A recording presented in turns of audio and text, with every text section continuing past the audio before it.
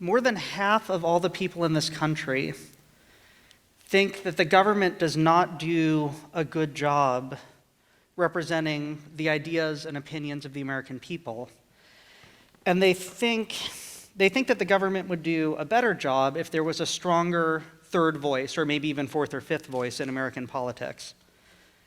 More than 50% of the people want to hear a strong third voice. But we had an election last year. Gary Johnson on the Libertarian ticket had 1%. Jill Stein, the only woman at the top of a real party's ticket, less than 0.5% for the Green Party. And this is the third party dilemma in this country. People want a third party. They want a third voice. They just don't want to have to vote for them to do it. And I thought maybe there's a way to solve this problem. Maybe there's a way that we could get a voice out there without people voting. So I thought, when do you hear people? When do you see people? Because it really makes sense that people aren't willing to vote for a third party because they don't have any idea who they are. Why would you vote for somebody you haven't seen, somebody you haven't gotten to know? How do we get to know these people? How do we get to see them? A huge part of the answer to that question is the presidential debates. How many of you became familiar with the presidential candidate you voted for during the debates at some point? Okay? So maybe I thought we could get a third party onto the presidential debate stage. Maybe there's a different way to do that. I did some research, got online, looked up the commission for the presidential debates, and immediately became even more depressed. It turns out the commission is run as a joint venture between the Republican and Democratic parties. And they don't want to see a third party candidate on there, and they get to set up the rules.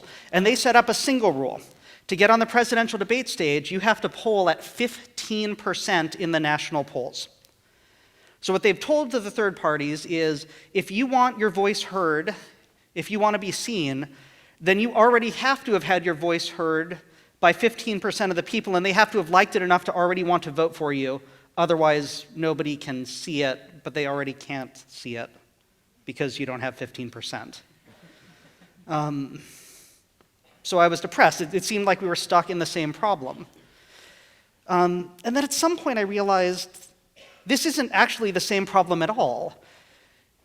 The third parties are trying so hard to get people to vote for them, and we already know nobody's willing to vote for them. But to get on the stage, what you actually need is 15% of the people willing to tell a pollster that they're going to vote for you. People can vote for whoever they want. They can vote Republican or Democrat, but if they want to hear a third voice, they can support it just by answering a pollster's question differently. And it occurred to me that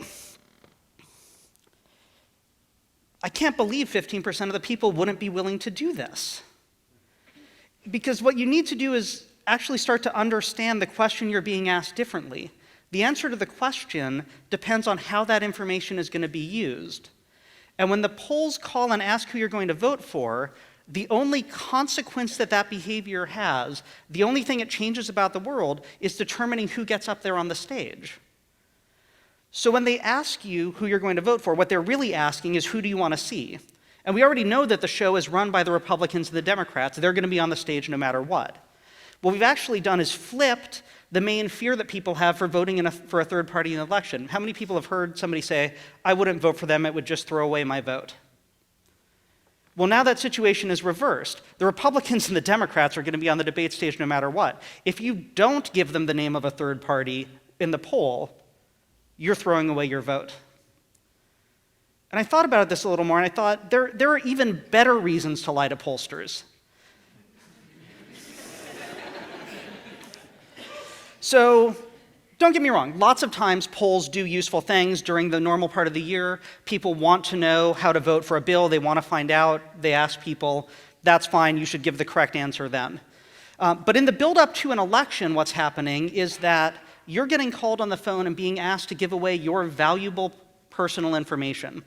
Remember the uproar when Facebook started messing with their privacy settings? Your personal information is valuable. The polls collect that, bundle it, and sell it for massive profits so that politicians can lie to you better. The whole reason that you get sort of etch-a-sketch politics, that was the quote out of Romney's campaign, that between the primaries and the main election, you just shake it up and start over with a new message.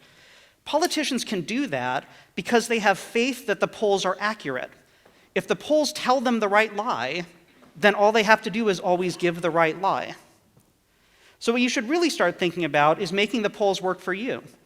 If you want to find out a politician's stance on a position, make the polls inaccurate, and you'll find out what their stance is, because they'll have to pick something. So to draw it all back, what I'm asking you to do overall is to think about the consequences that your answers have and to understand questions based on that. And one easy thing you can do that is definitely achievable in 2016 is to help put a third party on the presidential debate stage. Thank you.